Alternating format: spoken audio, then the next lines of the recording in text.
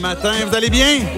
Oui, bienvenue, bienvenue. Je m'appelle David, je suis pasteur de l'Église. Je suis content de passer ce dimanche avec vous. Si vous êtes visiteur, vous êtes les bienvenus, Carl l'a déjà dit, mais je sais que pendant l'été, il y a des gens qui sont en vacances, sont peut-être de passage. Fait que soyez les bienvenus. Si vous êtes en ligne, même chose aussi. Et effectivement, on poursuit la série « What? » Les questions que Jésus avait pour nous, les questions que Jésus avait, oui, à son époque, mais qui nous laissent encore aujourd'hui avec des réflexions, avec des pensées, à savoir où ça va nous mener, justement, ces questions-là dans notre réflexion. C'est l'objectif de la série où on veut regarder les questions que Jésus avait, pas juste en regardant un texte avec des questions que Jésus avait dans une discussion, mais Jésus, quand on regarde la quantité à travers les 4 évangiles de questions qu'il a posées, mais il y en a vraiment une tonne, là. Il y en a quelques centaines. Et puis, l'objectif de ça, c'est de nous apporter à la réflexion. J'aime l'adage qui dit que des fois, mieux vaut une bonne question qu'une bonne réponse. Parce que la bonne question nous laisse en réflexion, puis nous porte justement à réfléchir un peu plus loin. Et ce matin, la question qu'on aborde, c'est une question que Jésus a demandé à un homme qui était paralysé. En fait, qui était, on va voir dans un instant son contexte de vie, mais on pourrait dire paralysé depuis plus de 38 ans, puis il va lui poser la question, « Veux-tu être guéri? » On a une expression au Québec, si vous n'êtes pas familier avec cette expression-là, ça va peut-être vous choquer un peu, mais on a l'expression de question niaiseuse.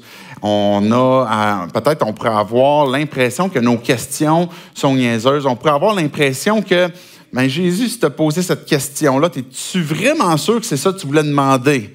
Parce que ça semble quand même pas mal évident qu'une personne depuis plus de 38 ans voudrait vouloir être guérie. Cette semaine, je suis arrivé, en fait, vendredi dans la nuit. J'ai passé la semaine dans un camp où j'apportais une thématique à travers la semaine qui concernait la personne de Jésus comme étant maître de nos vies. Et puis, à un moment donné, un soir, un gars vient me voir, puis justement, il aborde la conversation en disant... là, je suis vraiment mal à l'aise, je suis gêné, mais j'ai une question niaiseuse. Là. Comment est-ce qu'on fait pour savoir? On avait parlé juste avant des promesses qu'on voit dans le livre de Jérémie comme prophète. Puis il me demande, comment est-ce qu'on fait pour savoir de quelle façon Dieu a parlé à Jérémie? Mais c'est pas une question niaiseuse, c'est vraiment pertinent. Ça se peut que tu rouvres la Bible des fois puis tu te dis... OK, je comprends pas de quelle façon ça a été transmis, je comprends pas pourquoi est-ce qu'on donne autorité à ce livre-là, ou je comprends pas le contenu de ce livre-là. Et les questions que l'on a, on n'a pas à en être mal à l'aise. Et les questions que Jésus nous pose, qui vont souvent nous déstabiliser, peut-être nous déranger, on doit accepter des fois de soutenir ce malaise-là pour accepter justement d'aller plus loin dans la réflexion, plutôt que d'essayer de juste passer par-dessus, de franchir le malaise et puis ou de l'essayer d'y répondre vaguement. Mais on veut aborder les questions qu'on pourrait considérer niaiseuses, mais qu'elles ne sont pas niaiseuses. C'est des excellentes questions, dont celle de Jésus. Et ce que je veux qu'on retienne ce matin de l'histoire qu'on va regarder de Jésus avec cet homme-là, c'est que Jésus a cette capacité de transformer la faiblesse en victoire. Jésus a non seulement la capacité, mais il a la volonté de transformer ce qui est faible, ce qui est malade, ce qui est paralysé, en liberté, en victoire. J'aimerais ça qu'on puisse prier ensemble, puis après ça, je vais vous inviter à tourner avec moi. On va être dans Jean, le chapitre 5 ce matin, les versets 1 à 18 qu'on va regarder pour voir cette histoire-là. Dieu, on veut te dire merci parce que c'est toi qui nous parles, c'est toi qui as quelque chose à nous dire pour transformer nos vies. Dieu, ta question n'était pas inutile en demandant « Veux-tu être guéri? » Et puis, on veut prendre le temps de découvrir qu'est-ce que tu avais à dire. Pourquoi tu as posé cette question-là? Qu'est-ce que ça veut dire pour nous si on s'identifie comme croyants, qu'on est tes disciples, peu importe le temps, ça fait combien de temps qu'on te suit, mais qu'on puisse comprendre, Dieu, cette parole-là a été laissée pourquoi? De quelle façon est-ce qu'aujourd'hui, ça transforme encore nos vies? Puis notre prière aussi, Dieu, si on ne te connaît pas, on est en train peut-être de chercher qui tu es, de vouloir en savoir plus un peu, mais que tu puisses te révéler, que tu puisses faire connaître c'est quoi que ça veut dire, pourquoi est-ce que tu as posé cette question-là, puis qu'est-ce que ça va changer dans ma vie aujourd'hui, cette question-là qui date depuis plus de 2000 ans, est-ce que c'est encore vrai aujourd'hui, mais que tu puisses venir répondre, Dieu, à nos questions, à nos réflexions, pour qu'on puisse découvrir qui tu es. Sans ton nom compris, Jésus. Amen. Amen. Alors, on va regarder ensemble les 4 premiers versets pour débuter. pour regarder, ça va nous donner le contexte un peu de l'histoire, mais ça va nous rappeler aussi grandement notre propre contexte humain.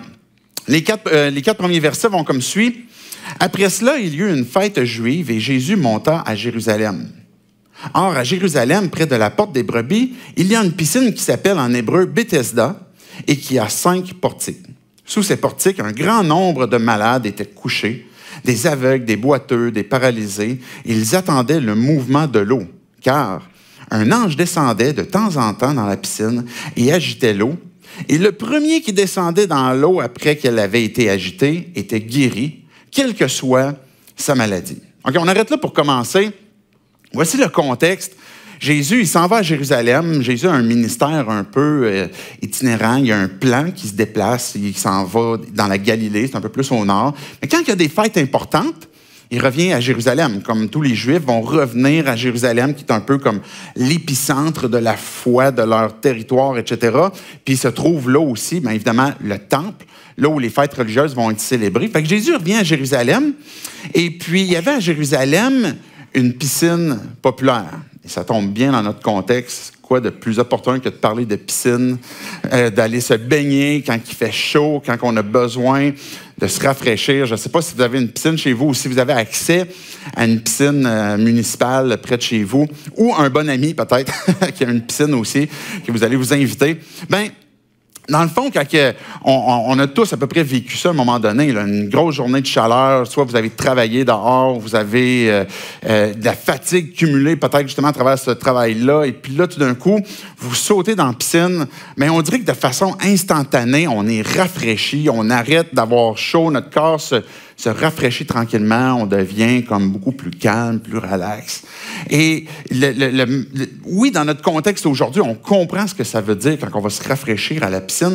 À l'époque de Jérusalem, c'était même beaucoup plus que ça, parce qu'on voit que la piscine de Bethesda était une piscine qui avait des propriétés particulières. En tout cas, l'histoire nous dit que de façon aléatoire, de temps à autre, il y a un ange qui descendait, donc les scribes, là, ceux qui ont les massorettes et qui ont transmis cette histoire-là, apportent cette explication-là, que c'est un ange qui viendrait comme agiter l'eau. On n'a pas beaucoup plus de détails, c'est un peu bizarre, puis on se pose la question, c'est quoi que ça veut dire? Mais ce qu'on sait à travers quand même l'histoire, c'est que le premier qui se faisait jeter dans l'eau, ou qui se jetait dans l'eau, il était guéri, peu importe sa maladie. Mais on voit aussi dans cette histoire-là que c'est une piscine particulière parce que, oui, elle apporte la guérison, mais il y a beaucoup de gens qui sont là, qui sont rassemblés sur le bord de la piscine, puis pas pour se faire bronzer. Ils sont là parce qu'ils ont une espérance. Ils ont l'espérance d'aller mieux. Ils ont l'espérance de goûter, oui, pas juste le rafraîchissement de l'eau parce qu'ils peuvent sauter dedans s'ils veulent, mais d'être guéris. Et puis, on voit qu'il y a 5 portiques. Et puis, on peut comprendre que c'est des portiques qui sont suffisamment grands, quand même imposants, pour que on s'installe sous les portiques, où ce qu'on peut avoir de l'ombre, qu'on peut passer la journée là. Donc, il y a plein de gens qui sont là, on dit des aveugles, il y avait des boiteux, des paralysés, toutes sortes de gens qui avaient différentes souffrances, qui restaient proches du portique.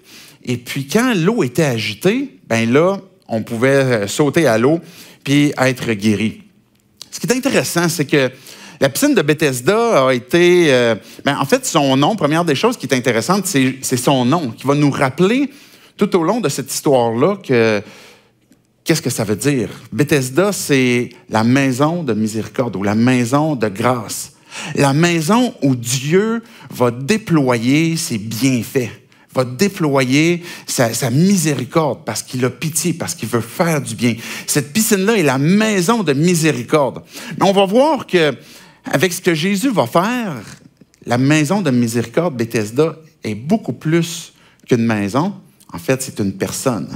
Ça va être Jésus qu'on va voir que c'est lui qui est ce lieu de miséricorde. À travers le temps, quand même assez rapidement, possiblement dans les années 70, pas 1970, là, à l'époque de CCR, là, ou les Nerds Corner, l'époque de 70, plutôt à l'époque de Néron. Donc, très tôt dans l'histoire, Jérusalem a été détruite. Et la piscine de Bethesda a été aussi détruite à ce moment-là. On a perdu la trace un peu de ce que c'était, où elle était. Puis, plus tard, quelques centaines d'années après, ça a été reconstruit. Mais on voit finalement, dans les années fin 1800, que la piscine a été retrouvée avec les vestiges des différents portiques qui sont là et qui nous rappellent où exactement, parce qu'on a cherché longtemps, c'était où cette piscine-là de Bethesda, mais les archéologues ont trouvé que la piscine de Bethesda était bel et bien à Jérusalem avec des inscriptions qui disaient justement comme quoi que cette piscine-là avait des propriétés particulières pour apporter la guérison. On va suivre, en fait, juste avant de suivre la suite, on voit dans l'homme qu'on va voir dans un instant, cet homme-là qui est paralysé depuis 38 ans, on aurait pu traduire littéralement cette paralysie-là comme étant une faiblesse, étant quelque chose qui est tellement important sur lui, est-ce qu'il était complètement paralysé qu'il ne pouvait plus bouger? On va découvrir comme quoi qu'il peut très peu bouger. Il est paralysé, il a besoin d'aide pour à peu près tout. Et ça peut correspondre aussi à notre contexte. C'est pas juste une histoire où on voit, OK, une piscine, des portiques, des gens qui sont sous le portique, des gens qui sont malades, etc. Mais cette histoire-là est en train de pointer aussi ultimement à nos vies, à notre contexte humain, où on est tous dans un contexte, à un moment donné, où on se retrouve en position de faiblesse, en position peut-être même paralysée. Et puis, je pense qu'on peut avoir ce parallèle-là beaucoup plus que sur l'aspect physique de nos vies. Il y a des choses qui, dans nos cœurs, dans nos pensées, dans notre être, qui nous paralysent, qu'on n'ose pas, qu'on est bloqué et qu'on ne sait pas de quelle façon est-ce qu'on va pouvoir surmonter cet aspect-là. Ça peut être une paralysie professionnelle. Et j'entends régulièrement justement cette impuissance des fois qu'on peut avoir face à notre emploi, peut-être notre employeur, un sentiment comme quoi qu'on est coincé dans un emploi puis qu'on n'est plus capable de sortir, puis on peut se sentir coincé, puis on a l'impression que notre vie devient comme extrêmement limitée et souffrant à cause d'un contexte problématique, peut-être professionnel. Ça peut être une paralysie relationnelle dans un contexte, par exemple, conjugal, où des parents avec leurs enfants, on ne sait plus comment intervenir, on ne sait plus par où commencer, par quel bout essayer de restaurer la chose. Ça fait longtemps qu'on est en conflit. On ne sait pas comment réparer les pots qui ont été cassés. Notre relation amoureuse semble s'effriter tranquillement. Une difficulté à créer peut-être des liens plus profonds.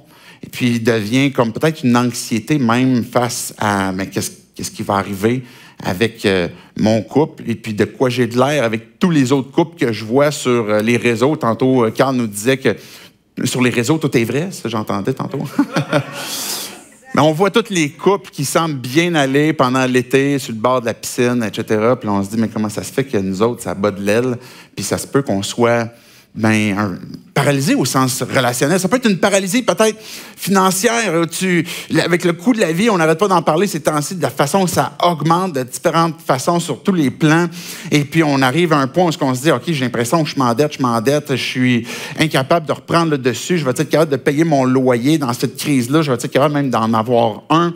Fait que ça peut être une paralysie financière, ça peut être une paralysie émotionnelle où ce qu'on se sent pris dans l'anxiété, je disais tantôt, peut-être une forme de dépression, peut-être un traumatisme qui n'est pas résolu puis qui nous emmène à être paralysés, à faire certains pas, à fonctionner sur certains aspects dans notre monde.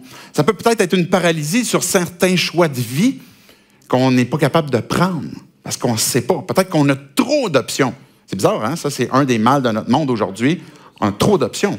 Puis il y en a tellement qu'on ne le sait plus. On reste sur les talons, puis on se sent peut-être un peu dépassé. Et puis une chose qu'on entend beaucoup aussi, puis qu'on lutte tous peut-être à un plus ou moins grand degré, mais ce perfectionnisme-là, qu'on veut être sûr de faire le bon pas, de faire le bon choix, que d'avoir la bonne réponse, la bonne approche, etc. Ça peut concerner nos choix de vie. Ça peut être une paralysie en lien avec notre identité, mais qui je suis, qu'est-ce que je vaux?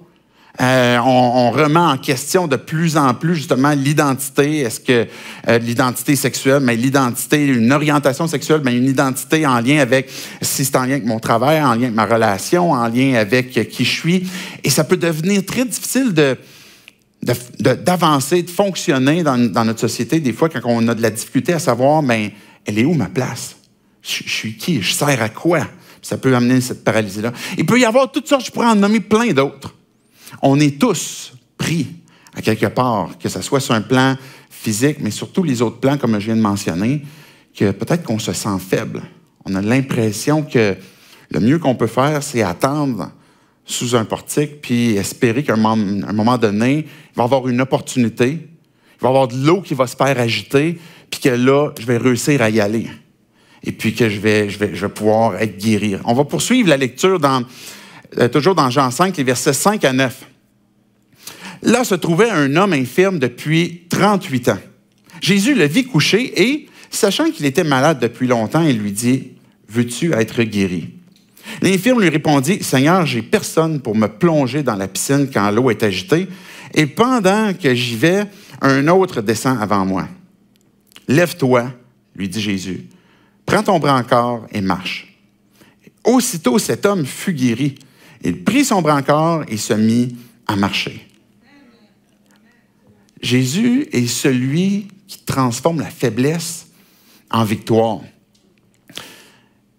Jésus est celui qui, peut-être, on pourrait avoir tendance, croyant ou qu'on ne s'identifie pas comme croyant, on pourrait avoir tendance à mettre dans une petite boîte. Puis c'est ça que j'aime de Jésus, puis c'est ça que j'aime de sa question. C'est qu'il ne se laisse pas mettre facilement en boîte. Il ne reste pas là facilement longtemps dans une petite boîte. Et puis, peut-être que tu es justement à la recherche de qui est Jésus, tu veux découvrir qui il est. Puis, la plupart du monde aujourd'hui, on accepte que Jésus était au minimum un personnage historique. Il y a beaucoup de choses qui démontrent comme quoi que Jésus était réellement un personnage historique. En fait, même à l'inverse, les chercheurs vont dire que c'est plus difficile de démontrer que Jésus n'a pas existé que de démontrer qu'il a existé.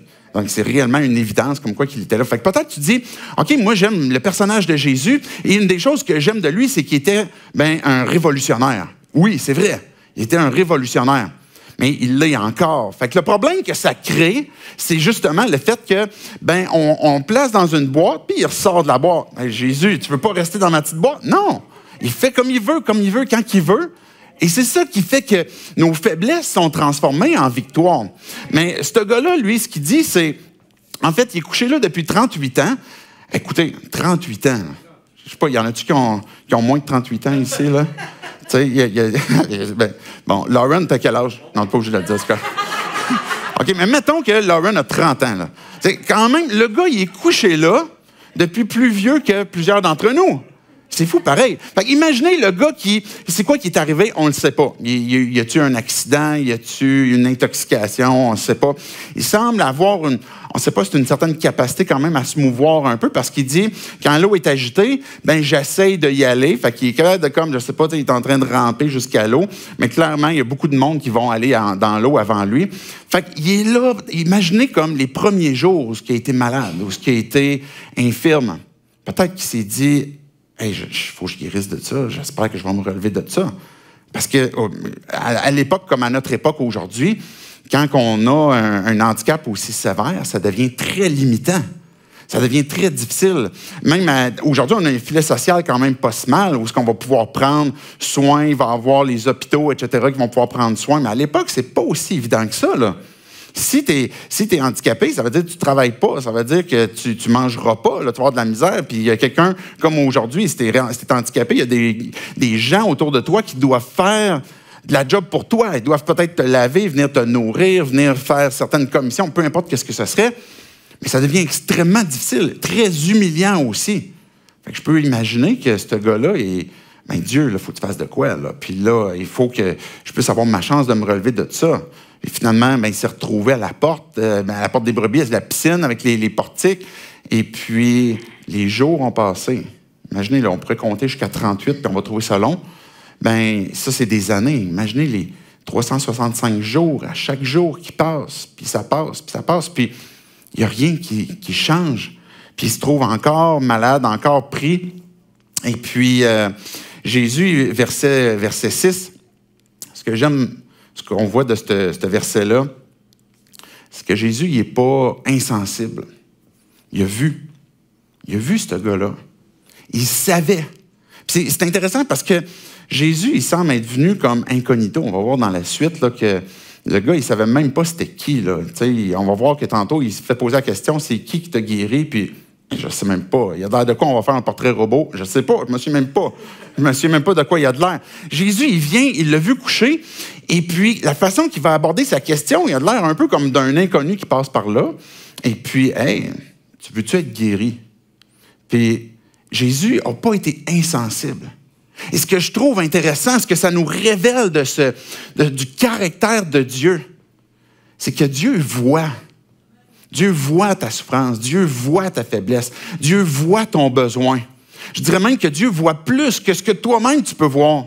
Il est encore plus conscient de ce que nous-mêmes, on peut être conscient, même si on subit les conséquences de quelque chose qui nous rend infirme. Il le voit, puis il le sait. Il le sait, ça fait combien de temps qu'on a besoin. Et c'est lui qui prend l'initiative. C'est lui qui amorce la rencontre, qui vient au-devant de cet homme-là, puis qui lui pose la question, est-ce que tu vas être guéri? Mais ce gars-là, lui, ce qu'il va dire, c'est, il ne va pas répondre s'il veut ou il ne veut pas. Il va répondre en fonction de sa boîte, en fonction de sa capacité. Je pourrais le dire en d'autres mots, c'est pas tant ce que je veux, Jésus, c'est plutôt ce que je peux. Puis dans le fond, ma seule opportunité, ma seule option, ma petite boîte que j'ai, c'est cette eau-là qui s'agite une fois de temps en temps. Puis en fait, j'ai personne pour me jeter dedans.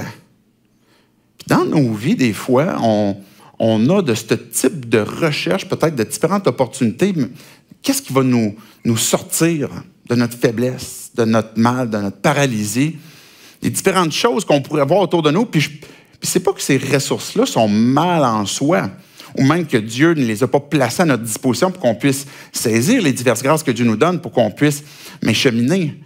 Mais il y a une réflexion peut-être en amont qu'on a besoin d'avoir, c'est qu'est-ce que Dieu vient faire dans l'équation? Qu'est-ce que Jésus veut faire dans l'équation? Jésus il aurait pu embarquer dans le plan du gars, puis, OK, on va entendre ensemble que l'eau va s'agiter. Puis moi, là, c'est comme, je te pitche dans l'eau, tu vas être le premier rendu, tu vas voir. Puis dans nos plans, puis dans nos opportunités, puis dans nos différentes circonstances de vie, ce qu'on voudrait faire, c'est, Dieu, là, moi, j'ai des bonnes idées pour ma vie, j'ai des bonnes idées pour rétablir peut-être un peu ma condition, puis je veux que tu te joignes à mes idées, puis que tu fasses comment j'ai prévu le plan. Vous me suivez? On est un peu de même des fois, hein? Ben, en tout cas, moi, je suis de même, en tout cas. Et puis, là, on voudrait que Dieu vienne dynamiser, puis venir faire ce que moi, je voudrais qu'on fasse. Puis Jésus, tu veux que je te pousse dans l'eau? Je peux faire bien plus que ça. Ça va être bien moins forçant pour moi. J'ai juste à te dire, lève-toi. Juste à te dire, lève-toi. La puissance de la parole que Jésus il a la capacité de te dire, lève-toi, puis prends ton lit. Le gars, il est guéri. Puis Jésus n'est pas resté dans cette petite boîte-là, mais il a posé la question parce que peut-être qu'on a justement à se poser la question, c'est qui invite qui? Est-ce que c'est moi qui cherche à inviter Dieu dans mon plan puis pour qu'il puisse faire les choses que moi je l'ai planifiées? Ou la question que Jésus qui me pose, c'est peut-être justement pour faire cette réflexion-là en amont, est-ce que je veux être guéri? Et c'est ça la question. Est-ce que tu veux que je t'aide à aller dans l'eau? C'est pas ça la question. Est-ce que tu veux que je trouve d'autres moyens? Est-ce que tu veux être guéri? Puis Dieu vient à nous, puis il nous pose la question, est-ce que tu veux que j'intervienne dans ta vie? Puis là, il y a une notion de foi. Je ne sais pas qu'est-ce qu'il va faire. Je ne sais pas quand il va le faire. Est-ce que j'ai la confiance comme quoi qu'il a la capacité de le faire? Est-ce que j'ai aussi la confiance qu'il a la volonté de le faire et qu'il va le faire en temps et lieu? On parle de guérison physique, on croit à la guérison physique, on croit que Dieu peut apporter la guérison dans notre corps sur tous les plans, dans le moment qu'il veut, comme il veut, quand il veut. Et Dieu fait ça encore aujourd'hui. Mais je dis tantôt que le diagnostic que Jésus a dans nos vies est plus loin que ce que nous, on ressent. Parce que peut-être qu'on est paralysé, je donnais un exemple tantôt sur un plan identitaire, mais peut-être que plus loin que de juste vouloir bien paraître, savoir elle est où ma place en société, etc., mais que Jésus veut m'amener à faire une réflexion, à savoir, mais ultimement, mon identité est en qui? Est en quoi? Et si je perds ce qui bâtit mon identité, par exemple, à travers ma job, puis ma performance, etc., sur ce que j'ai, mon pouvoir, puis que je perds ça, mais qu'est-ce que je vaux maintenant? Et c'est là la réflexion, puis le diagnostic que Jésus va porter plus loin, dans le fond de nos cœurs, c'est ben, est-ce que je suis attaché à lui? Est-ce que j'ai quelque chose qui est beaucoup plus profond qu'un besoin extérieur de paralysie? Puis c'est intéressant hein, parce que cette souffrance-là, humainement, elle est immense. Là. Une paralysie physique, il y a sûrement des mots sur la terre là, qui s'équivaut, là, mais en même temps, ça top. Là. C'est quelqu'un qui est complètement paralysé, c'est des grands besoins. Mais notre besoin spirituel a une image beaucoup plus grande, a un état beaucoup plus grand que cette image de paralysie physique qui montre notre état spirituel. On a parlé de la compassion de Jésus, qu'on a besoin de se rappeler qu'il voit, il entend. On se trouve dans des circonstances, des fois, où on se dit, je ne sais pas s'il est encore là, je ne sais pas s'il voit encore, je ne sais pas s'il est conscient, je ne sais pas si ça y fait de quoi encore. Ça fait partie de son caractère.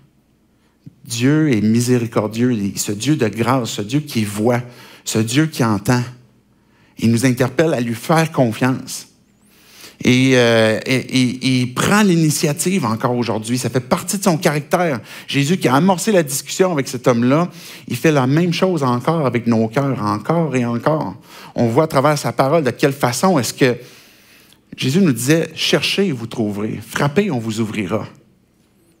Mais d'abord et avant tout, c'est Dieu qui nous cherche. Et puis quand il vient attiser dans notre cœur, est-ce que je vais chercher moi aussi? Est-ce que je vais frapper à la porte? C'est parce que Dieu est en train de placer quelque chose sur mon cœur qui veut que je puisse activer cette foi qu'il est en train de placer en moi.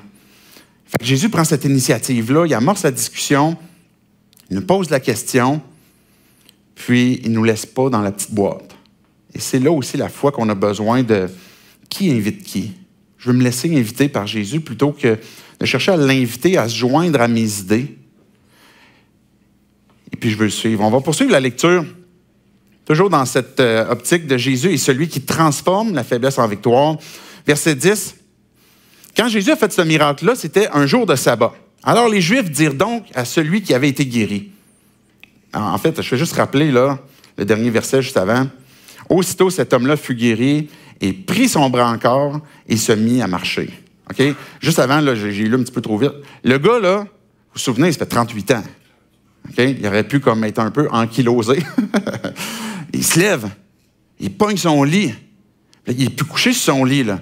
Ça fait 38 ans qu'il est couché, puis là, il se lève. Jour de sabbat. Okay? C'est un jour de sabbat. Et le gars, il se lève, il traîne de quoi, il transporte des affaires, il est guéri, il s'en va avec son lit.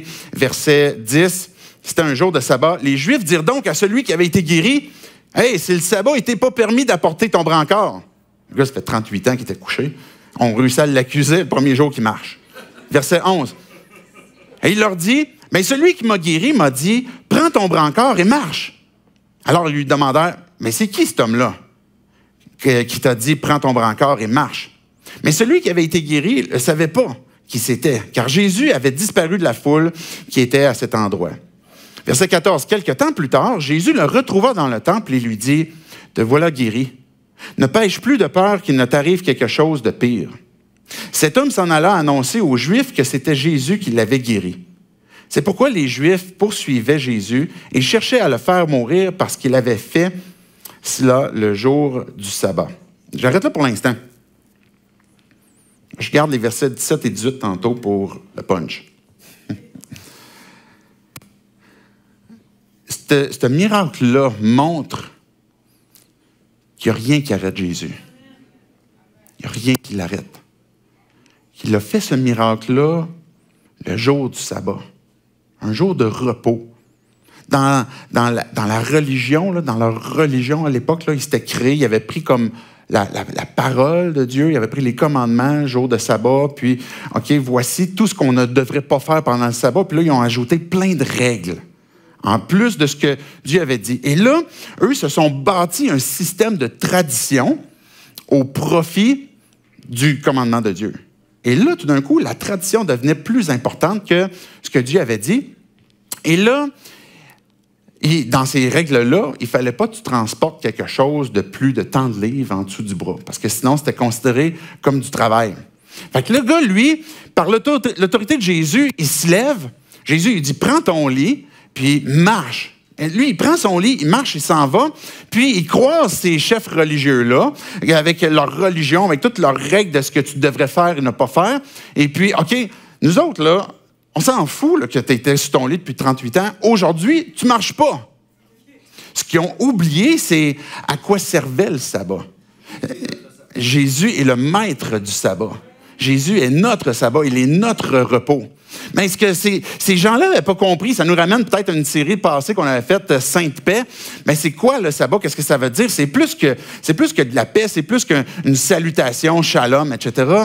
Ça évoque l'état dans lequel, mais l'état divin, Dieu est le sabbat, et l'état dans lequel il veut qu'on entre pour qu'on puisse goûter le sabbat. Et l'objectif du sabbat, c'était quoi?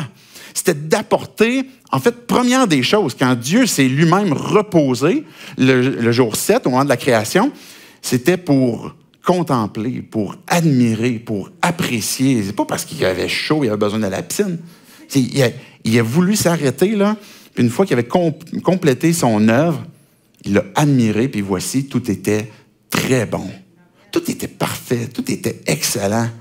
Et ça, le jour 7, là, c'est l'état dans lequel Dieu est quand que, voici, tout est parfait, tout est accompli, tout a été créé comme ce que ça doit être, et puis Dieu se repose. Mais c'est ça le sabbat. D'abord et avant tout, c'est un état dans lequel on entre, où on est en contemplation de la personne de Dieu et de son œuvre, de ce qu'il fait.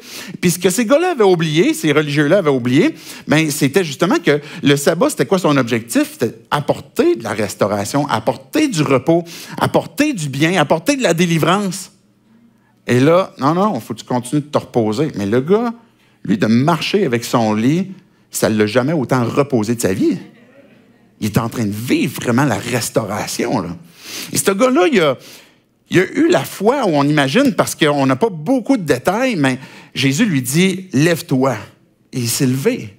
Il a été guéri. Donc, il y a eu, à quelque part, dans la question de Jésus, il a sollicité ta volonté, ma volonté, notre libre arbitre. Est-ce que tu veux être guéri? Est-ce que tu veux que j'intervienne dans ta vie? Est-ce que tu veux que je fasse quelque chose? Maintenant aussi, oui, mais lève-toi.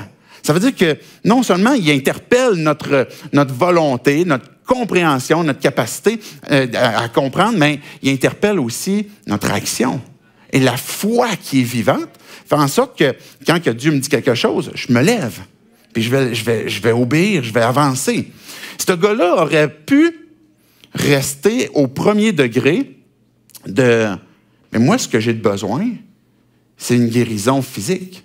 Je vais être libéré de ma paralysie. » Puis on pourrait tous être là aussi. On a tous ce piège-là que de rechercher d'abord et avant tout ce qu'on a l'impression qu'on ressent le plus dans notre souffrance humaine, dans les différentes paralysies que je mentionnais tantôt. Ces éléments-là qu'on ressent de notre paralysie. Puis là, on pourrait venir à Dieu puis dire, oui, je veux être guéri, je veux que tu interviennes, mais parce que... Puis je suis prêt à me lever pour être guéri, mais parce que c'est limité à... Je veux vivre une satisfaction immédiate de l'état dans lequel je suis pris présentement. Mais ce qui est intéressant, c'est que Jésus va retrouver ce gars-là un peu plus tard dans le temple. Alors, on pose la question au gars, juste avant que Jésus le retrouve, c'est qui t'a fait ça? Puis là, on entend qu'il dit, celui qui m'a guéri. On comprend que ce qui est sous-entendu aussi derrière ça, c'est, écoute, c'est le gars qui me dit « lève-toi et marche », là, c'est lui qui m'a dit de prendre mon lit. Fait qu'à quelque part, il y a quand même une autorité quelque part, là. S'il peut me dire ça sur sa simple parole, puis que j'ai été guéri, puis maintenant qu'il me dit de traîner mon lit, tu sais, moi, je deal bien avec ça. Puis, eux, c'était « non, tu peux pas, t'as franchi la règle ». Ce que Dieu veut faire, là, c'est nous accorder la liberté. Il veut nous délivrer. Mais des fois, sur Terre, là, dans nos concepts humains, on se crée toutes sortes de trucs qu'on pense qui nous apportent la liberté, puis qu'on se tire dans le pied avec ça. Puis la religion en fait partie. quand Jésus pose une question, puis déstabilise, puis on va voir tantôt qu'il va confronter ces chefs religieux-là, bien, quand que Jésus sort de la boîte, c'est pour nous amener à réaliser que des fois, je me suis ancré dans un pattern qui est en train finalement encore de me garder esclave. J'ai juste changé mon esclavage pour d'autres choses. Et là, je suis en train de pratiquer quelque chose de religieux qui me rend esclave de ça. Et que ça peut être une forme de moralisme religieux ou ça peut même être une forme de je ne sais pas comment l'appeler, de libéralisme, de progressisme, de comme vis tout ce que tu as de besoin parce que c'est important que tu expérimentes le maximum de choses dans une ouverture d'esprit, puis qu'on pense que là, il y a de la liberté. Dans les deux cas, on se tire dans le pied parce que ça nous rend esclaves. Et ce que Jésus veut nous amener à voir, à découvrir, c'est que des fois, il peut nous apporter une guérison. On peut lui demander d'intervenir dans nos vies, puis il va te l'accorder. Il va t'accorder une guérison sur ton couple, peut-être avec tes enfants, sur ta situation financière, peut-être sur une situation de santé. Mais quand Jésus fait ça, c'est parce qu'il veut montrer quelque chose de plus grand. Les miracles, particulièrement dans l'Évangile de Jean, sont des signes, sont des symboles qui révèlent un aspect avec lequel on est tous en relation, qui est l'aspect spirituel.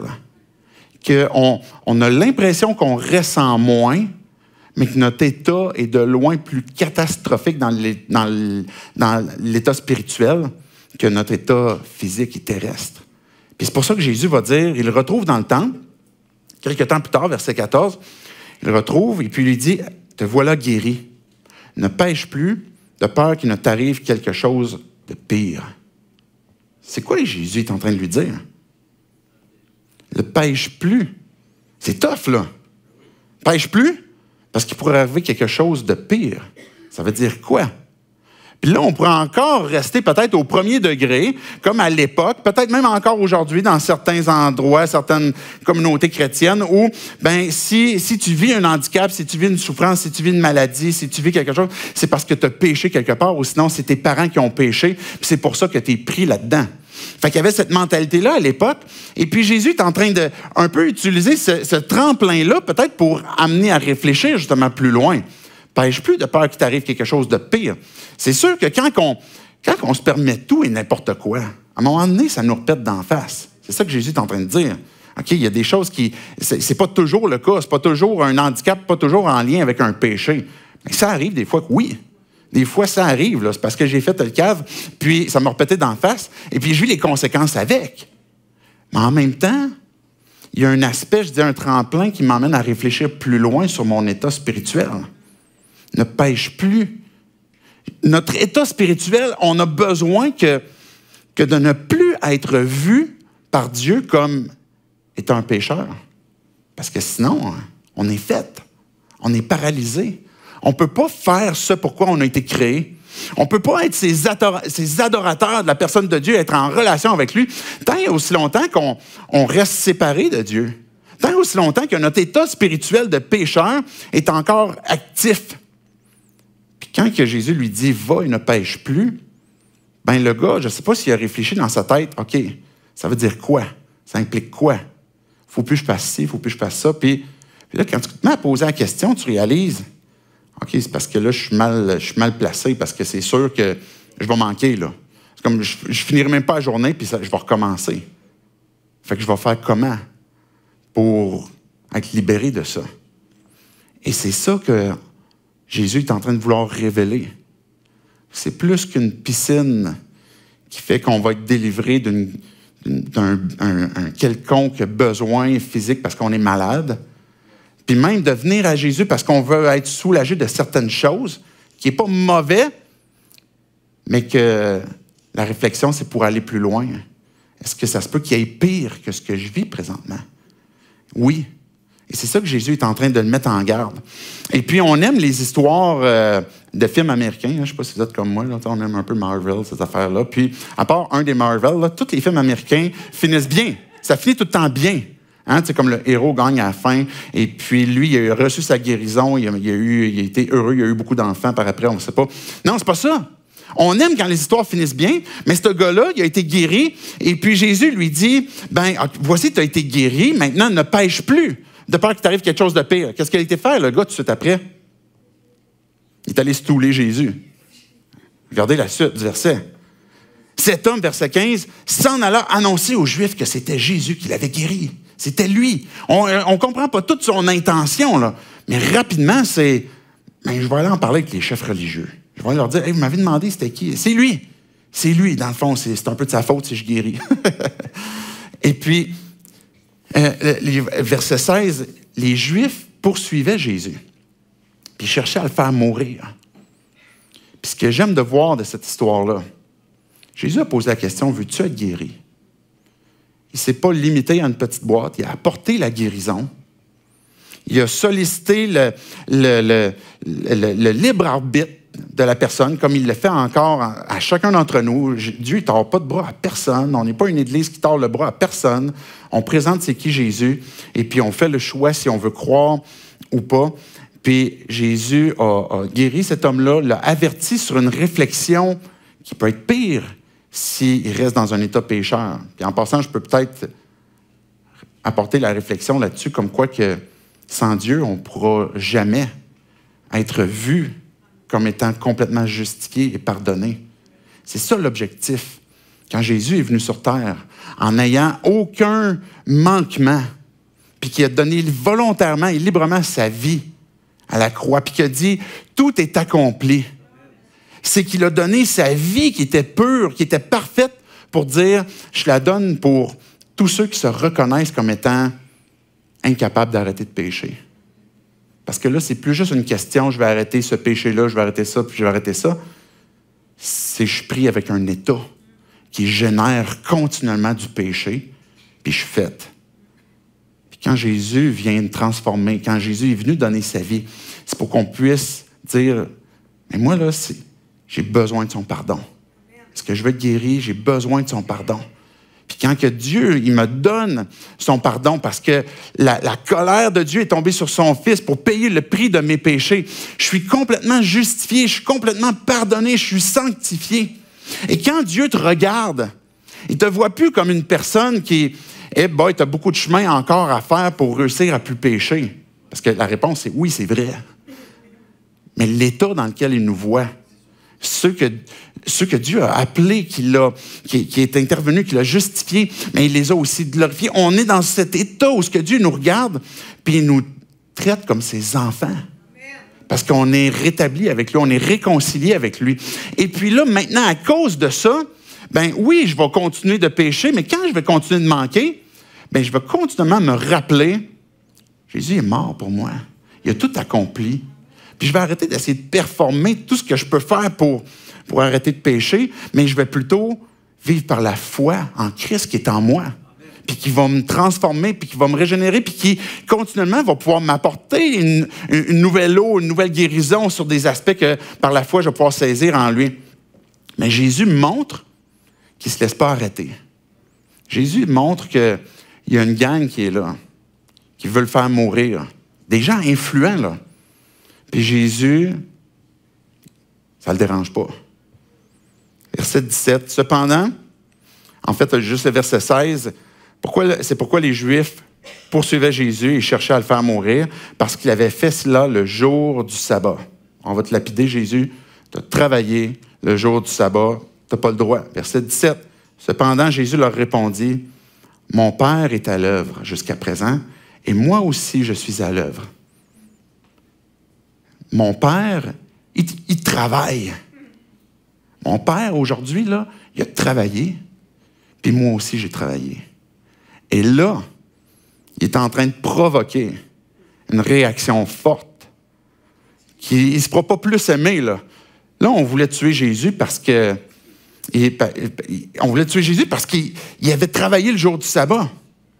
Il faut comprendre que dans la compréhension juive, là, chez les Hébreux, chez les chefs religieux, là, il y a juste Dieu qui peut travailler le jour du sabbat sans péché. Il y a juste Dieu. Puis Jésus, il dit, « Mon Père est à l'œuvre, puis moi aussi. » Regardez verset 18. Voilà pourquoi les Juifs cherchaient encore plus à le faire mourir. Parce que non seulement il violait le sabbat, mais il appelait aussi Dieu son propre Père, se faisant lui-même égal à Dieu. Si vous cherchez quelque part dans la Bible où ce que Jésus a affirmé sa divinité, vous n'allez peut-être pas trouver la phrase « Je suis Dieu ». Mais il y a plein d'endroits où, quand on voit la réaction des gens qui sont là, OK, on n'a pas besoin de se consulter longtemps. On n'a pas besoin de faire une réflexion puis un conseil pour savoir qu'est-ce qu'il vient de dire. On n'est pas sûr quand il dit, tu sais, son père, puis moi aussi, je t'allève, puis tout ça. Instantanément, OK, là, Jésus, on voulait te lapider pour le sabbat, mais là, OK, c'est le summum. Tu te fais Dieu. Tu es égal à Dieu, on va te lapider. Jésus, il ne s'est pas arrêté. Il n'a pas arrêté là. Il ne s'est pas laissé mettre en boîte. Sa question a pu provoquer, sa guérison a pu provoquer, son affirmation de sa divinité a pu provoquer, mais dans le but de faire quoi? Pas juste de nous choquer, pas juste de nous déranger, de nous déstabiliser, mais de nous amener peut-être à faire une réflexion, savoir, bien, c'est pourquoi Jésus a tout fait ça.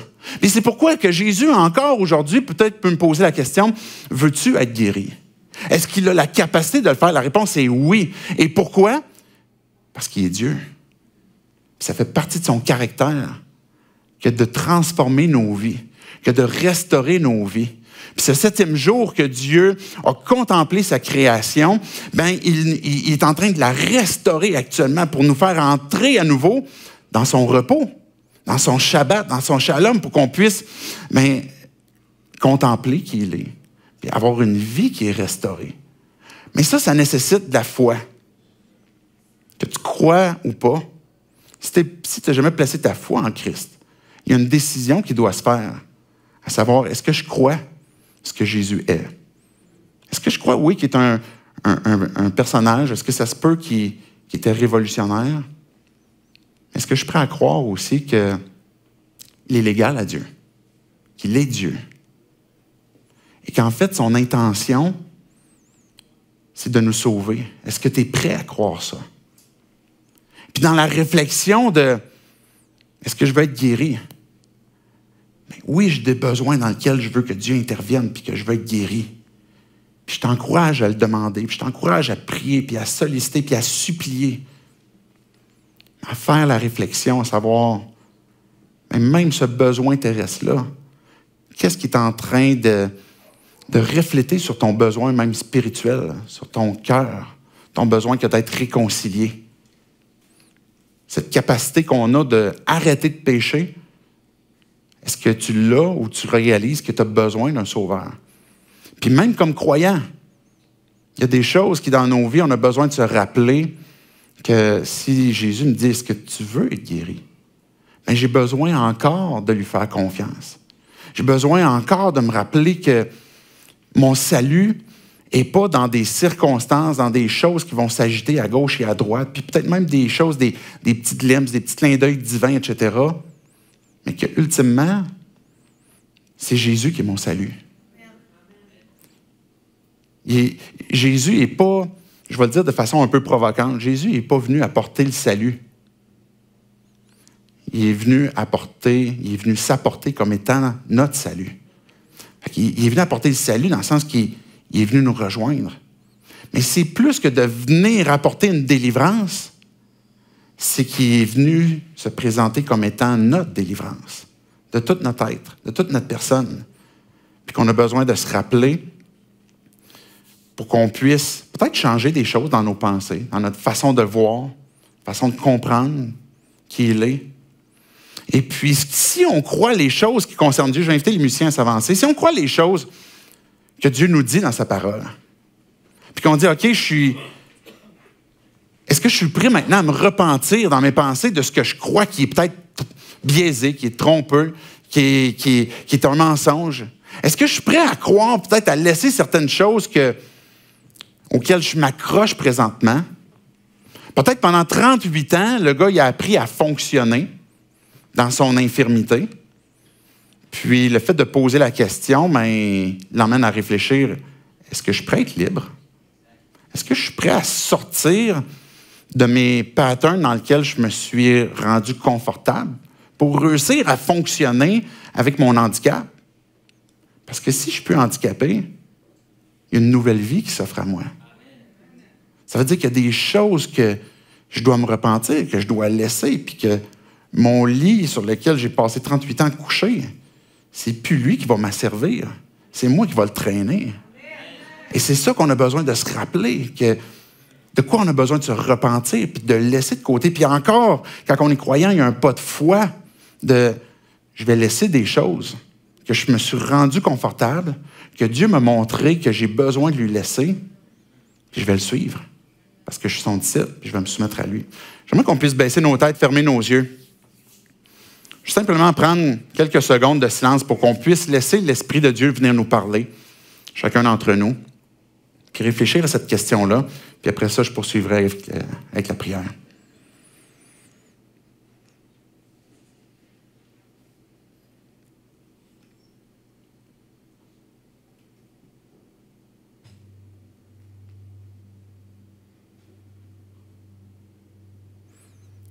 Jésus, tu vois nos cœurs, tu vois notre besoin. Tu es sensible à notre condition. Puis on croit, Dieu, que tu es miséricordieux. On croit que tu veux nous donner la guérison sur notre corps, sur différentes paralysies dans lesquelles on peut être pris présentement. Et ultimement, Dieu, sur notre état profond, qui, une fois transformé, va rejaillir sur l'ensemble de nos vies. Puis Dieu, on veut porter cette réflexion-là, cette question-là, est-ce que je veux être guéri? Plus loin que ce que je peux vivre présentement. Mais pour voir qu'est-ce que toi tu vois. Qu'est-ce que toi tu veux révéler?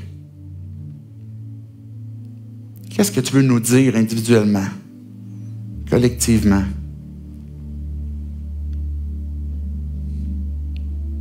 De quoi, Dieu, tu veux qu'on change nos pensées, qu'on se repente dans les choses que l'on croit, dans des habitudes qu'on s'est données pour réussir à fonctionner?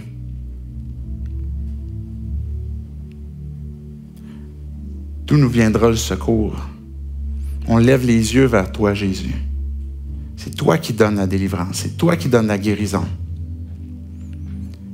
Je te prie pour moi, pour notre assemblée, pour chacun d'entre nous, Dieu,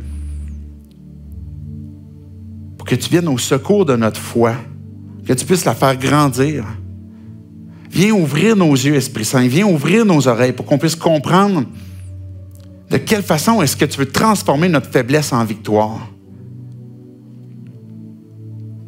Quel est, Dieu, ces aspects dans nos vies que tu veux réformer, que tu veux nous donner de pouvoir goûter cette vie en toi, Seigneur Jésus, qu'on peut saisir par la foi.